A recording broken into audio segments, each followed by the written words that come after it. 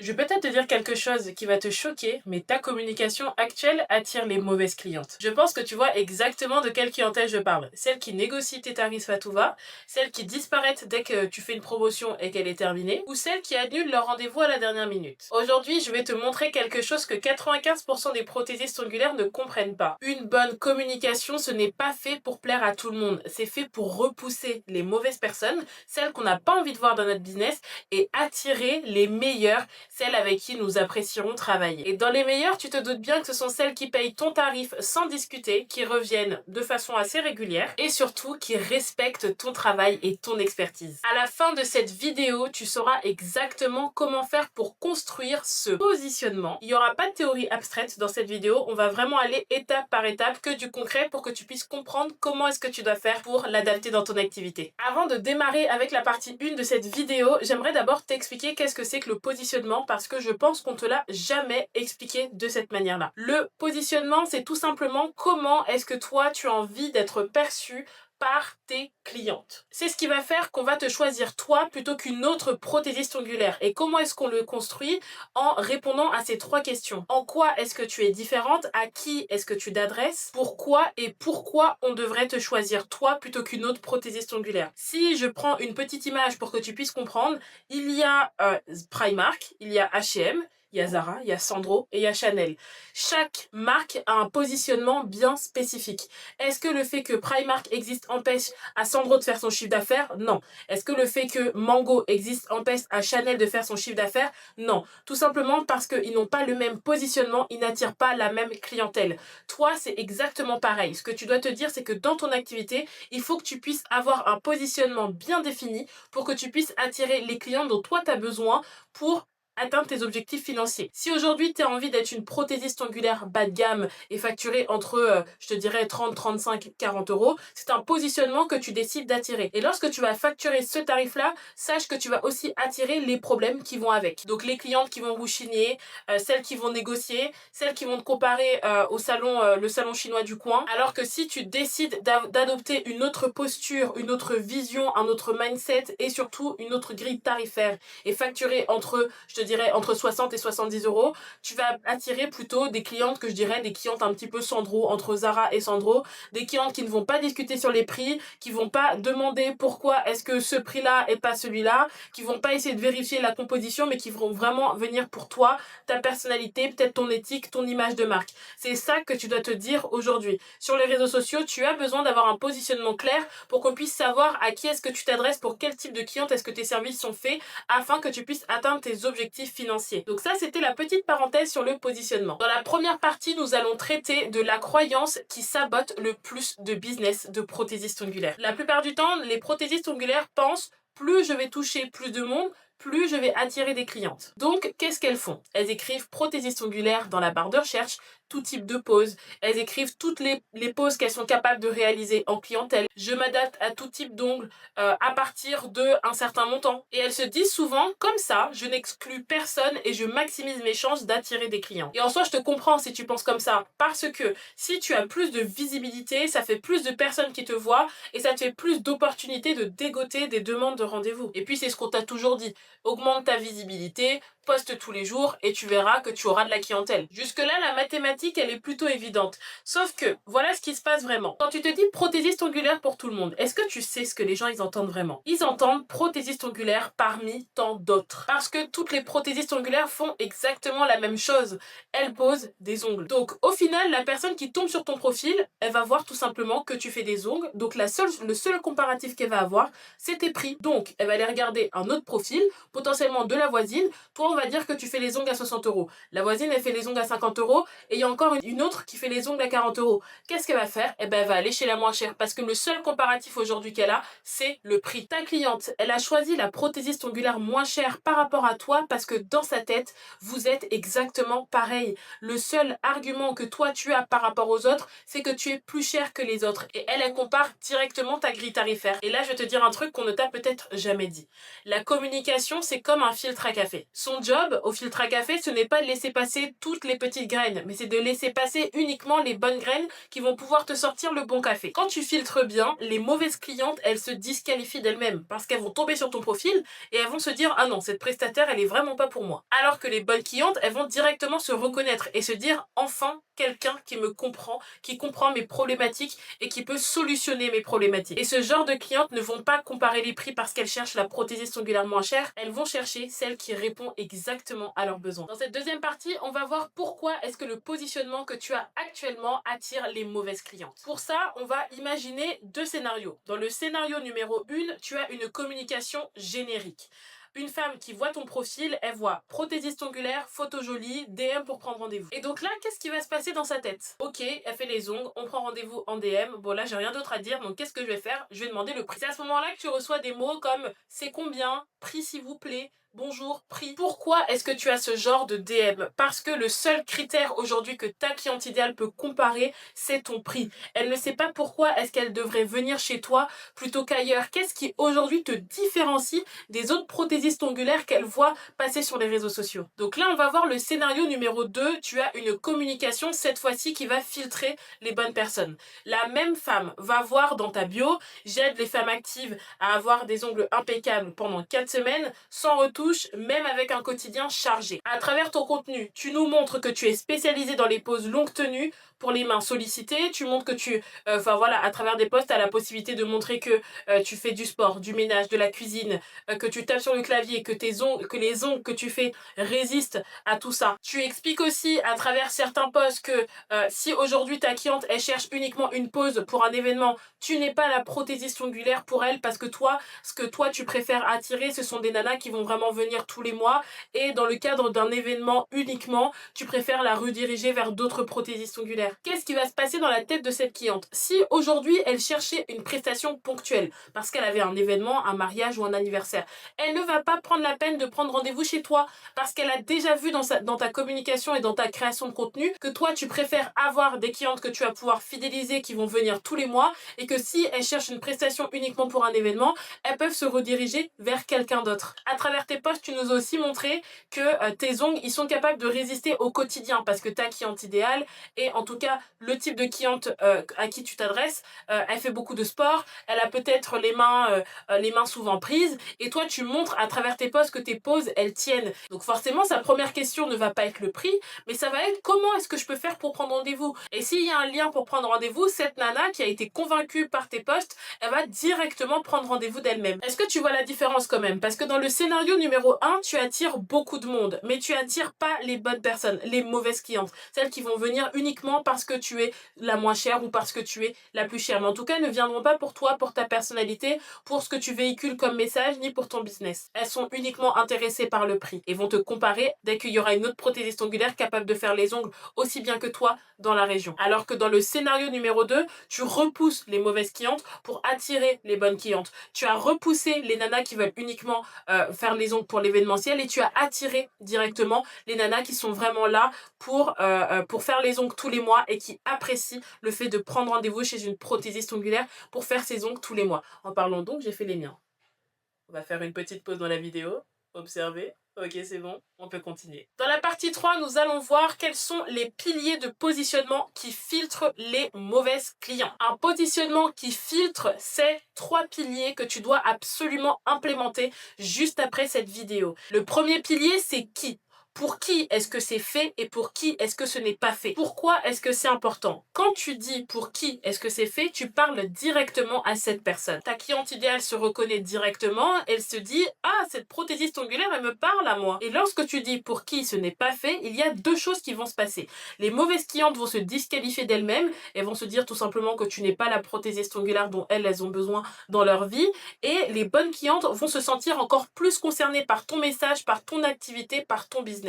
Et elles vont directement se dire, ok, cette prothésiste ongulaire, elle sait exactement ce qu'elle fait. Donc, je vais prendre rendez-vous avec elle. Comment est-ce que tu vas pouvoir le définir? Tu devras te poser 3 questions. Parmi tes clientes actuelles, celles qui payent bien, qui reviennent et respectent ton travail. Qu'est-ce qu'elles ont en commun? Je vais te donner 3 éléments de réponse possibles pour que tu puisses comprendre où est-ce que je veux en venir. Premier exemple, ce sont des femmes actives qui travaillent, qui n'ont pas le temps de revenir tous les 15 jours. Deuxième exemple, ce sont des femmes qui font beaucoup de sport, de ménage, leurs ongles doivent être solides. Troisième exemple, ce sont des entrepreneurs qui veulent des mains impeccables pour leur rendez-vous client. La deuxième question à te poser, c'est quel type de client est-ce que tu ne veux plus voir dans ton activité? Par exemple, celles qui viennent juste pour le prix ou pour un événement ponctuel. Celles qui veulent du tape à l'œil mais qui n'en ont rien à faire de la qualité de tes prestations, ou celles qui annulent au dernier moment sans prévenir. Et là maintenant, on va pouvoir établir ta nouvelle formulation pour savoir qui est-ce que toi tu aides véritablement avec ton business de prothésiste ongulaire. Parce qu'il y a un truc que tu dois te dire aussi, impératrice, c'est que ton business répond à un besoin. À partir de maintenant, je ne veux plus que tu te considères uniquement comme une simple prothésiste ongulaire, il faut que tu puisses te considérer comme une personne qui répond à un besoin, qui résout une problématique. Est-ce que tu résous la problématique des mamans qui ont tout le temps les mains dans l'eau et qui ont les ongles qui se dédoublent et qui sont très fins parce qu'elles n'ont aussi pas le temps de prendre soin de leurs ongles convenablement? Est-ce que tu aides les entrepreneuses à se sentir bien avec leurs ongles pour qu'elles puissent assister à des conférences ou parce elles ont tout le temps les mains sollicitées et tout le monde voit les mains et elles accordent une grande importance à leur image? Ou est-ce que tu vises plutôt les petites jeunettes, les étudiantes qui ont envie de beaucoup de nail art sur leurs ongles et qui vont pouvoir venir investir dans tes prestations d'exception et tes nail art haut de gamme? Et donc tu vas devoir remplir cette petite phrase. J'aide le profil précis, qui ont problème la situation, à obtenir un résultat, et ce n'est pas pour ta. Pour te donner un exemple, ça peut être j'aide les femmes actives entre 30 et 45 ans qui n'ont pas le temps de revenir au salon toutes les 2 semaines à avoir des ongles impeccables pendant 4 semaines minimum. Là, on a donc une formulation, un but précis et un positionnement qu'on décide d'adopter sur notre plateforme Instagram. Et donc, tous nos posts devront être orientés vers cette femme de 30 et 45 ans qui a des problèmes dans sa vie. Donc, on devra lui parler de ses problèmes pour qu'elle puisse vraiment se sentir concernée et la pousser à prendre rendez-vous à travers nos posts et nos stories au fur et à mesure de la communication. Le pilier numéro 2 que nous allons voir, c'est quel résultat tangible, mesurable et concret. Pourquoi est-ce que c'est important? Parce que les gens n'achètent pas uniquement une pose d'ongles, ils achètent un résultat, une transformation. Plus ton résultat il est précis, concret, et plus il devient désirable. Ce qui ne fonctionnera jamais comme formulation. Des ongles jolis, des ongles au top, un moment de détente. Pourquoi? Parce que c'est beaucoup trop vague. Ce n'est pas subjectif et tout le monde le dit sur les réseaux sociaux. Donc en quoi est-ce que toi tu te différencies aujourd'hui? En revanche, ce qui va fonctionner, ça va être des ongles qui tiennent 4 semaines sans décollement, même si tu as peur, même si tu tapes sur le clavier 8 heures par jour. Ça va être des mains dont tu n'as plus besoin de cacher en réunion devant ton patron parce qu'ils ne sont pas faits. Ça va être des ongles solides qui résistent au sport, au ménage, à la cuisine sans se casser ni se dédoubler. Est-ce que tu vois exactement la différence? Ici, c'est beaucoup plus précis, c'est mesurable et les clientes, elles arrivent à se projeter exactement avec leur pose d'ongles que tu vas pouvoir leur réaliser. Comment est-ce que tu vas pouvoir le définir? Tu devras te poser 3 petites questions. Qu'est-ce que tes clientes obtiennent véritablement après être passées par tes services? Pas juste, elles sont contentes, ça change leur quotidien, elles ont kiffé leur pose d'ongles. Mais plutôt, elles n'ont plus besoin de revenir toutes les 2 semaines. Elles tapent sur le clavier sans que ça puisse se décoller ni se dédoubler. Elles économisent du temps, un rendez-vous par mois au lieu de 2 ou 3 d'habitude. La question numéro 2, c'est qu'est-ce qu'elles ne vont plus subir après être passées par tes services? Et donc ça peut être des décollements au bout de 10 jours si par exemple elles ont eu de mauvaises expériences avec d'autres prothésistes ongulaires, des casses quand elles font le ménage ou quand elles sont en train de nettoyer quelque chose ou peut-être de faire des travaux dans leur maison. Ça peut être le besoin forcément elles ont plus besoin de cacher leurs mains et je pense notamment aux femmes qui se rongent les ongles qui est une vraie problématique aujourd'hui dans le domaine de l'onglerie. Et tu vas pouvoir avoir aussi une petite formulation. En prenant rendez-vous avec moi, tu obtiens le résultat positif précis sans les problèmes qu'elle subissait avant. Ça peut donner, en termes d'exemple, tu obtiens des ongles qui tiennent 4 semaines minimum, sans décollement facilement, même avec un quotidien chargé, ou encore tu économises du temps, un rendez-vous par mois au lieu de 2 ou 3 et c'est réglé. T'es pas obligé de revenir toutes les 2 à 3 semaines parce que à l'époque, quand on allait dans les bars à ongles où ils faisaient de la résine, on devait revenir assez régulièrement si on voulait avoir des ongles qui tiennent. Et aujourd'hui, encore heureux, on n'est plus obligé de revenir avec cette fréquence. Et enfin, le dernier pilier, c'est pourquoi toi? Pourquoi est-ce qu'on devrait te choisir toi en tant que prothésiste ongulaire plutôt que la nana d'à côté? Pourquoi est-ce que c'est important? Aujourd'hui, ce pilier-là, c'est le pilier qui fait que la cliente arrête de te comparer. Parce qu'elle comprend que toi, tu fais quelque chose de différent des autres et que tu es tout simplement différente des autres prothésistes ongulaires qui t'entourent. Pas mieux, mais différente. Ce qui ne fonctionne pas en termes de communication que tu vas devoir employer. Les mots comme je suis passionnée, je suis à l'écoute, je fais du travail de qualité, j'utilise des produits haut de gamme. Tout le monde utilise des produits haut de gamme, tout le monde fait du travail de qualité, surtout en 2026. Si ce n'est pas ton cas aujourd'hui, ma chérie, il va falloir aller te former. Tout le monde est à l'écoute de ses clientes et un petit peu la psychologue et tout le monde est passionné par son métier, sinon on ne serait pas là en train de galérer à développer notre activité. Ce qui fonctionne en revanche, ça va être une approche ou une méthode unique que toi tu as développée ou un angle différenciant que toi tu as développé. Par exemple, je teste la solidité de tes ongles naturels avant chaque pose pour adapter l'épaisseur, le gel et donc au final tes résultats restent sains et la pose tient plus longtemps. Si par exemple tu es le genre de prothésiste ongulaire qui effectue un diagnostic du type de plaque, en sachant que selon moi toutes les prothésistes ongulaires devraient le faire, mais si c'est quelque chose que toi tu fais en particulier, tu devrais expliquer à travers tes posts ton process qui fait que aujourd'hui tu arrives à diagnostiquer le type de plaque, comment est-ce que toi justement tu arrives à reconnaître un ongle normal d'un ongle lipidique, etc., etc. Tu vas pouvoir établir ce qui te différencie en te posant ces 3 petites questions. Question numéro 1, qu'est-ce que tu fais différemment des autres prothésistes ongulaires? Même si c'est quelque chose qui te semble normal, que tu as vu énormément de prothésistes ongulaires le faire, quelque chose que tu trouves banal, note-le et note toutes tes réponses. Parce que ce que toi aujourd'hui tu trouves banal, il y a peut-être personne dans ta ville qui le fait de cette manière-là. Par exemple, tu es une prothésiste ongulaire qui effectue un diagnostic du type de plaque et tu prends toujours 15 minutes avant de commencer la prestation pour échanger avec la cliente, pour savoir quelles sont ses habitudes de vie et pouvoir adapter le gel, les produits que tu vas pouvoir utiliser sur elle. Ça, c'est quelque chose que tu fais potentiellement différemment d'une autre prothésiste ongulaire. Peut-être que toi, tu as l'habitude de prendre des photos avant, après et d'envoyer un petit message avec les conseils pour ta cliente sur la base de ce diagnostic que tu as pu établir en amont. La question numéro 2 à te poser, c'est quelle est ta spécialité?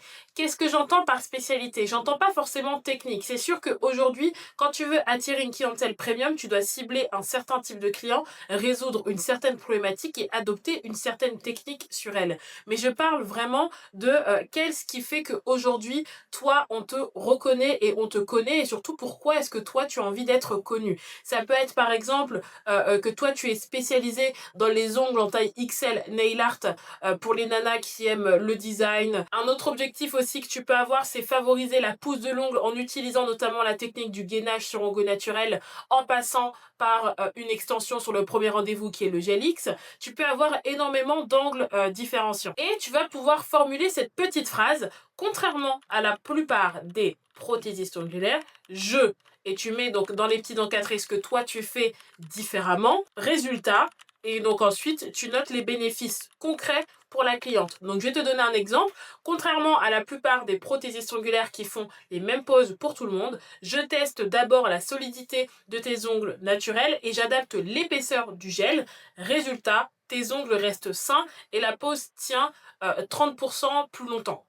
Par exemple, ça peut être un angle différenciant. Donc là maintenant, je vais te donner un petit exemple d'une bio qu'on a travaillé notamment avec une de mes élèves qui s'appelle Cassandra. D'ailleurs, n'hésite pas à aller regarder sur mes autres vidéos. Tu trouveras une vidéo témoignage pour que tu puisses voir un petit peu ce que moi j'ai pu faire notamment avec cette élève en question. Mais avant, Cassandra, elle avait mis sur son profil pose en gel, semi-permanent renforcé, biliaire 64, réserve ton moment pour toi, réservation en message privé.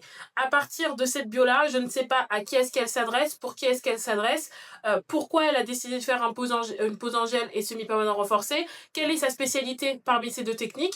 Et donc, nous avons retravaillé sa bio parce qu'aujourd'hui, le positionnement, tu dois l'adopter dans ta communication à travers tes posts, mais la première chose que ta cliente, elle voit, c'est pas forcément un post en particulier, mais c'est surtout ta bio. Si elle te cherche, notamment dans la barre de recherche Instagram, elle va pas tomber sur un de tes posts, elle va tomber directement sur ta bio et sur ton nom en gras. Et puis par la suite, bien entendu, si elle fouille un petit peu, elle va regarder tes posts. Et donc aujourd'hui, avec Cassandra, donc attendez, on va regarder ça.